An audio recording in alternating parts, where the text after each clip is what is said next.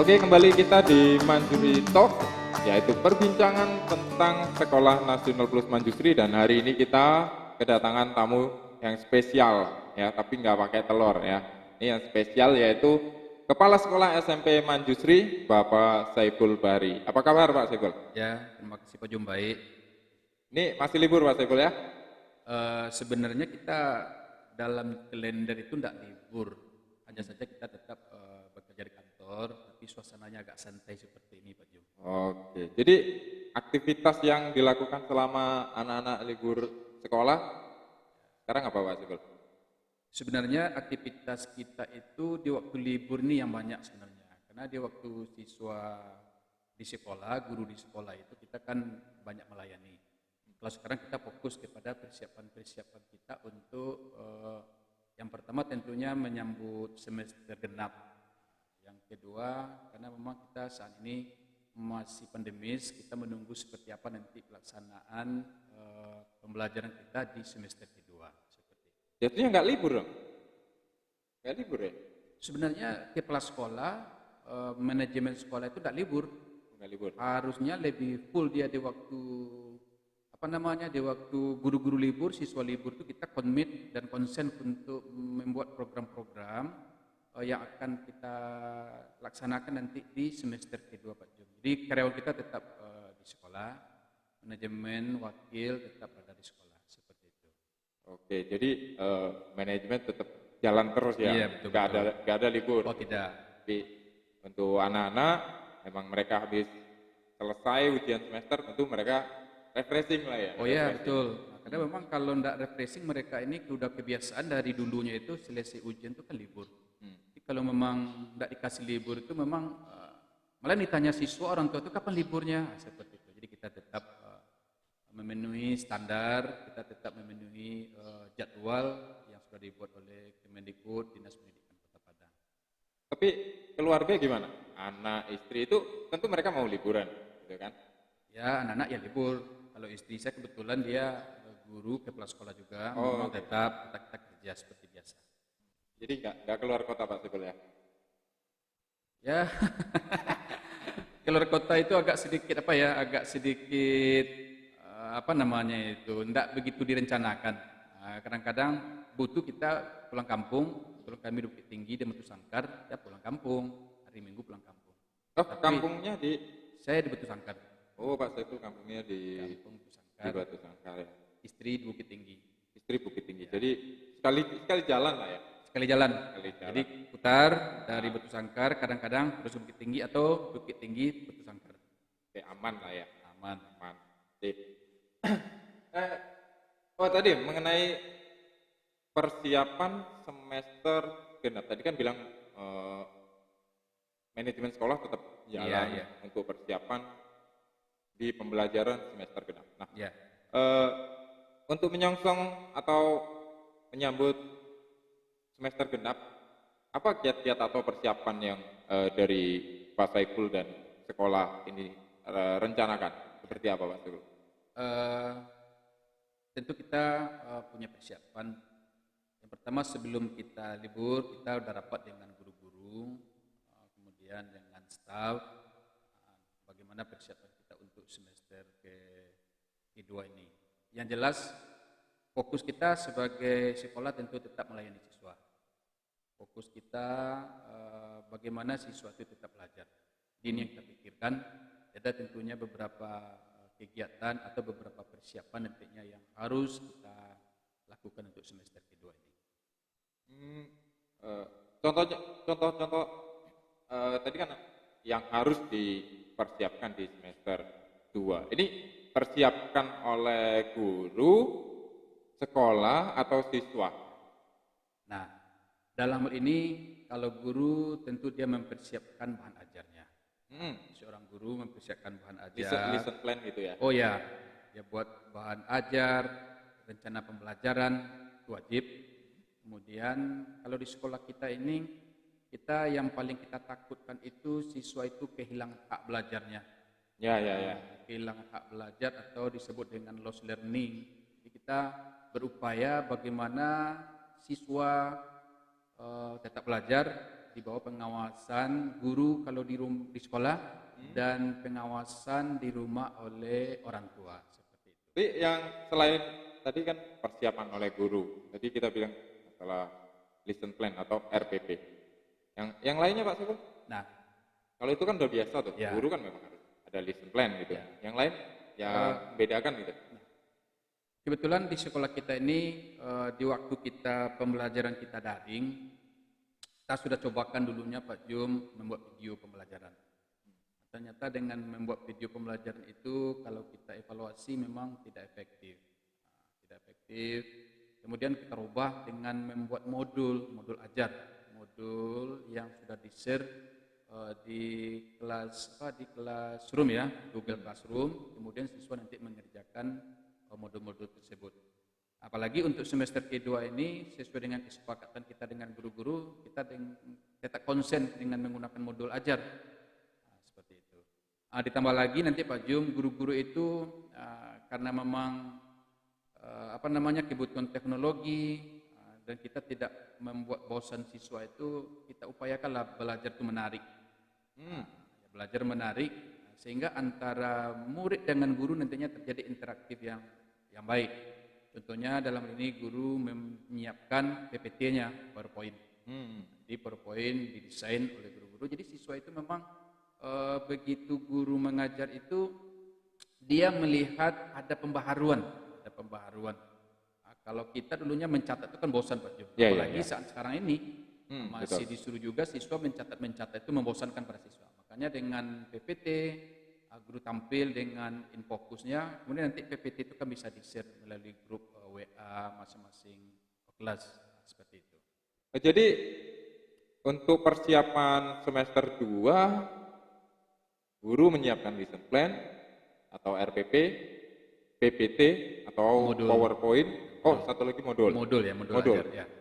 Jadi video udah enggak? Video tetap. Video tetap karena tahun kemarin itu kita sudah buat video. Jadi video kalau dibuat ulang lagi itu kan repot juga guru-guru itu. Memang membuat video itu memang agak repot. Waktunya tersita, membutuhkan konsentrasi, mengedit apalagi Pak Jum. Jadi makanya video yang sudah ada itu kita pakai. Jadi kita pakai video YouTube yang sudah dibuat oleh guru-guru itu, kita jadikan itu sebagai lampiran.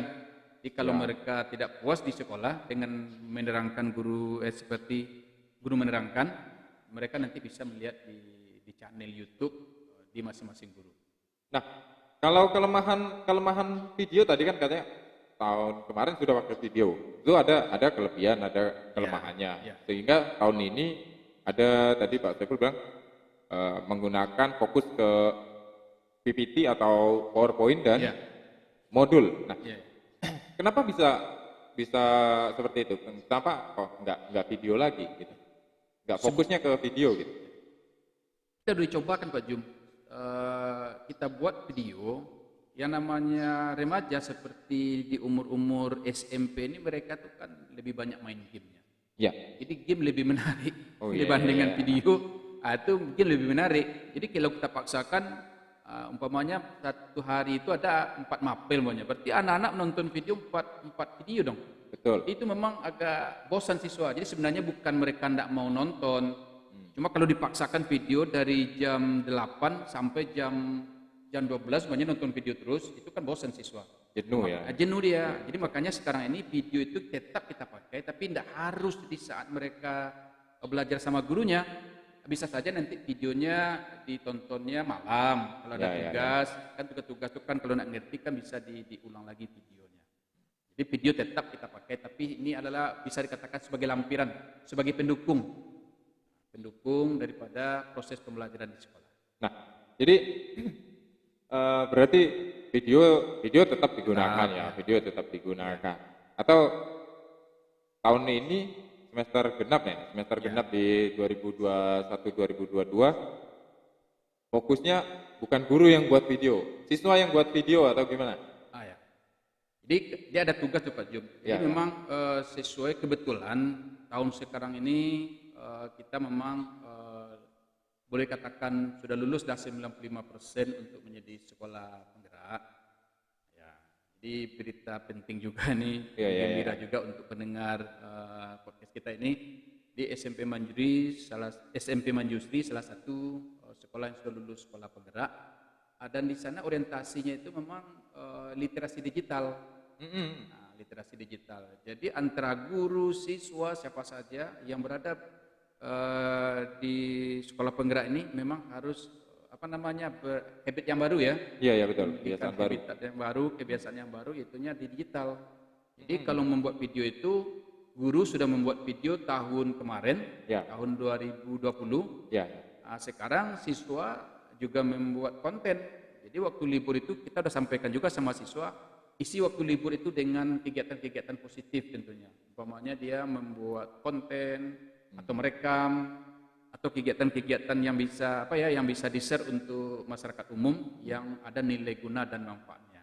Seperti itu, Pak. Oke. Jadi ini pesan untuk anak-anak SMP Manjusri. Libur boleh libur, tapi produktif tetap. Betul. Oke. Nah, tadi bicara tentang sekolah penggerak. Tadi kan SMP Manjusri sudah lulus dong? Iya. Sudah lulus sekolah penggerak gitu. Motivasi apa yang membuat Pak Saiful kok ingin sekali SMP Manjusri atau Sekolah Nasional Plus Manjusri ini menjadi salah satu sekolah penggerak? Yang pertama yang memotivasi kita untuk menjadi sekolah penggerak itu sudah menjadi program Kemendikbud. Program Kemendikbud itu Merdeka Belajarnya. Di sana ada sekolah penggerak. Jadi mau tidak mau, suka tidak suka, pada suatu ketika nantinya sekolah ini harus bergerak, harus menjadi sekolah penggerak semuanya. Jadi kita berupaya bagaimana kita menjadi orang yang pertama. Jadi kita usahakan yang pertama ini, kebetulan kita tahap 2 nih Pak Jum. Tahap 2, berarti tahap pertama sudah ada lah. Sudah ada beberapa sekolah Sumbar. Di Kota Padang. Di Kota Padang. Sumbar ada Indonesia. Iya. Jadi untuk tahap kedua ini kita salah satu termasuk sekolah penggerak. Jadi yang memotivasi kita itu sebenarnya adalah sesuai dengan perkembangan zaman. Perkembangan zaman sekarang ini semuanya itu kan digital. Semuanya digitalisasi, proses pembelajaran digital semuanya. Jadi kita harus mengikuti lah. Jadi kalau kita tidak mengikuti perkembangan, tentu kita akan ketinggalan. Itulah salah satu motivasi kita untuk menjadi sekolah penggerak. Oh gitu. Keuntungannya, ini kita bicara keuntungannya. Keuntungannya, kalau semisal SMP Manjusri ini kan sudah lulus seleksi untuk sekolah penggerak. Keuntungannya apa untuk SMP Manjusri? Sudah jelas keuntungannya itu pertama habit baru. Habit baru. Katakan tadi itu kebiasaan baru. Yang selama ini kita kan masalah menggunakan komputer, menggunakan aplikasi itu kan hal-hal tertentu saja. Yang sekarang sudah dituntut kita untuk untuk menggunakan IT, menggunakan aplikasi. Kemudian semua guru-guru tentu dengan sudah terbiasa dengan digitalisasi. Kedepannya kita tahu tuh Pak Jum bahwa untuk generasi sekarang ini sebenarnya lowongan atau lapangan pekerjaan untuk mereka itu boleh katakan tidak ada, sudah banyak yang sudah digantikan. Jadi kita dari sekarang ini kita mulai untuk bergerak tentunya, sehingga nanti dengan sekolah penggerak ini kita akan menjadi pelopor, menjadi contoh bagi sekolah-sekolah lain nantinya. Oke, itulah ya. Kita pokoknya kita mau jadi yang pelopor. Pelopor ya. Itu kita mau yang terdepan lah ya. Terdepan pertama. Itu saja ya. Oh ya, tadi mengenai jadi memang ini tidak bisa tidak ya. Memang proses digitalisasi itu kan sangat penting untuk saat ini, untuk anak-anak kita, bahkan untuk guru-guru juga harus melek teknologi gitu kan. Harus melek teknologi. Memang Pak Menteri pun harus juga bilang gitu ya, harus melek teknologi. Dan gini, kalau sudah digitalisasi tentu kita kan perlu platform atau kita sekarang bilang LSM ya. LMS. LMS, Learning Management System yang pastinya itu sangat perlu untuk proses pembelajaran untuk saat ini lah ya, untuk saat ini. Nah, Di SMP Manjusri itu LSM kan? Sorry ya, LMS-nya itu seperti apa Pak? Atau WA kasih tugas? Itu kan Merdeka Belajar kan gitu Pak? Kayak guru kasih tugas gitu? Atau pandangan yang lain? Ini ngomong tentang Merdeka Belajar dan LMS, ya LMS. Benar tuh Pak Jo, memang LSM itu memang suatu hal yang LMS, hal-hal yang baru.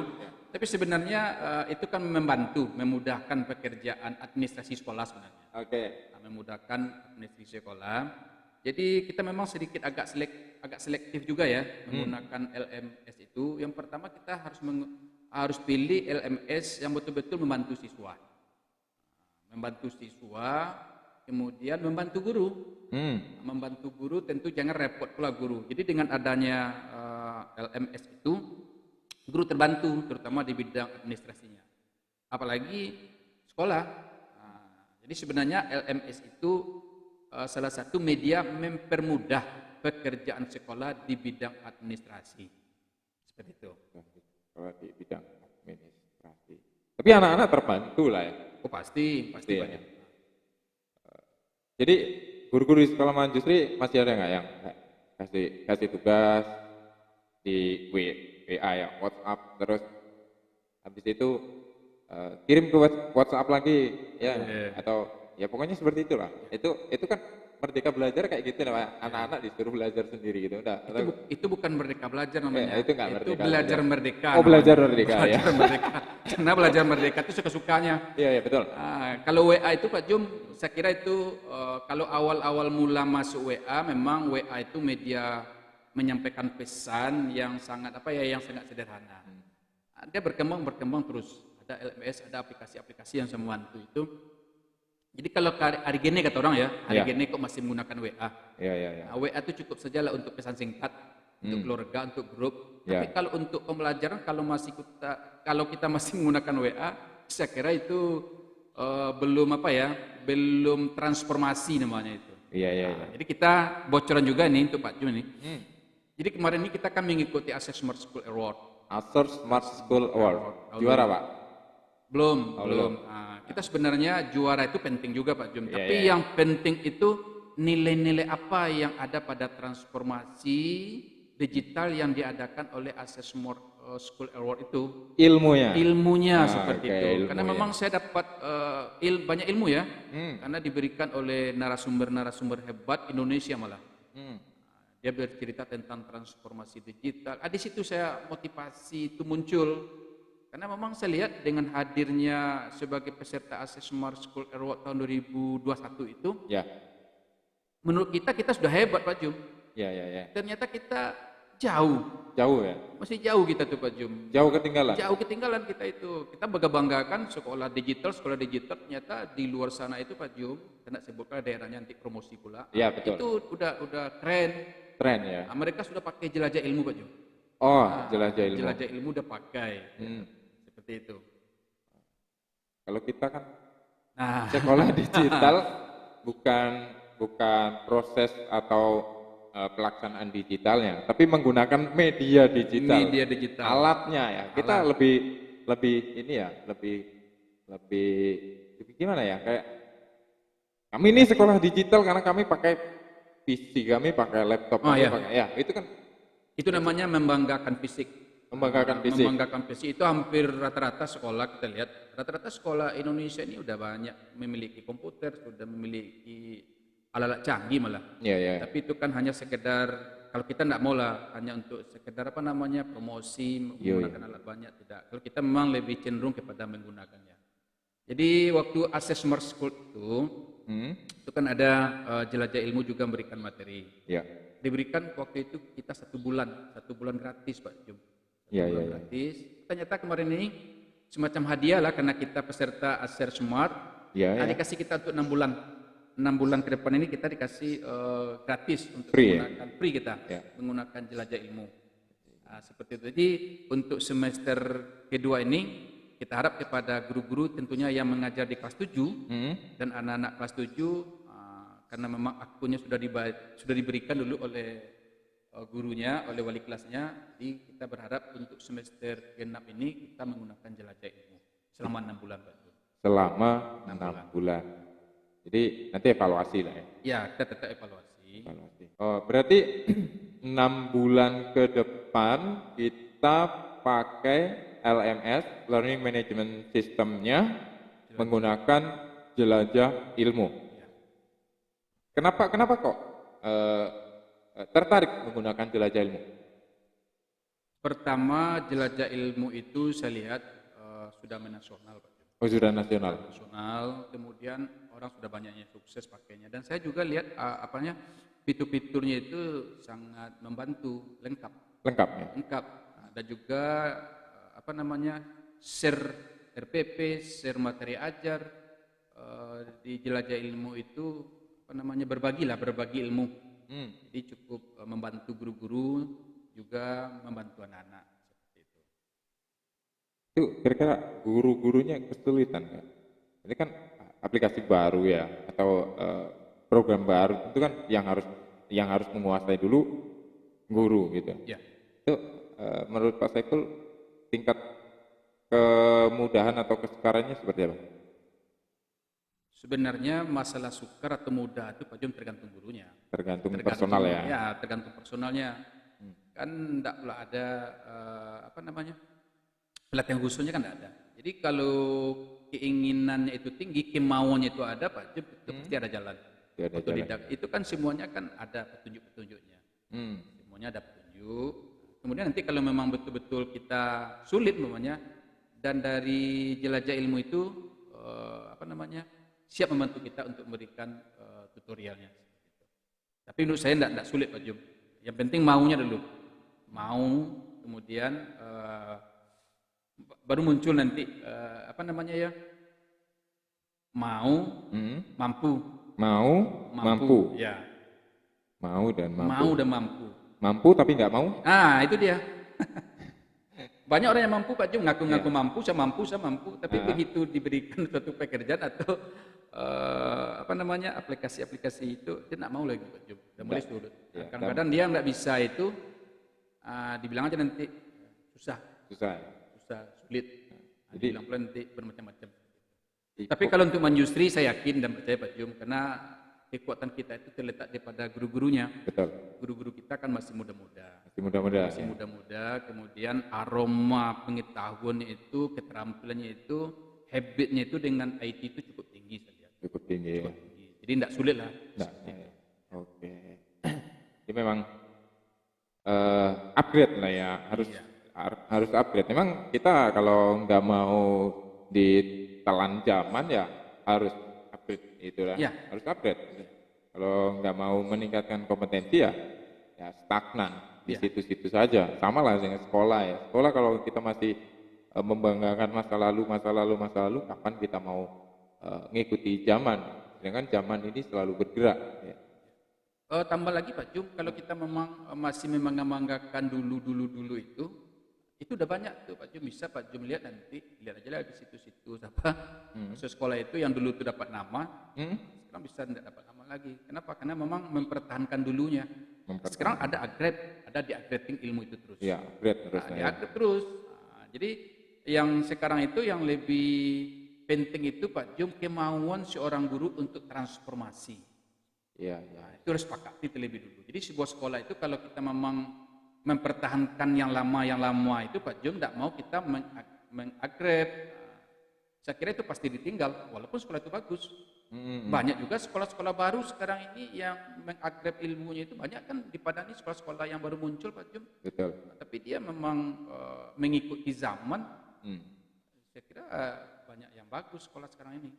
Yang bagus. Manjusri salah satu di antaranya seperti itu. Sekolah kita bisa dikatakan masih muda, tapi kita tetap mengikuti perkembangan zaman.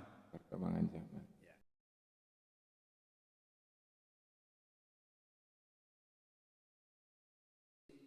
Ternyata yang bersekolah di sekolah kita ini Pak Jum 4 agama ada di sini. Ya. Guru-gurunya juga seperti itu. Betul. Anak kita ada yang dari Katolik, ada yang dari Kristen, ada yang dari Muslim, tentu ada Buddhis seperti itu.